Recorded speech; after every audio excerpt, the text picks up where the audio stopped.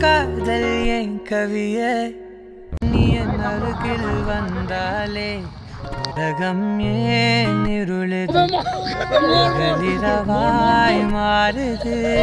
வளைவினில் எல்லாம் வளைந்து தொலைந்து போவேனானே நீயே வெண்பனியே தீயின் சுவையும் உன்னில் மெது மெதுவாக பயணங்கள் போல தொடங்கிடவா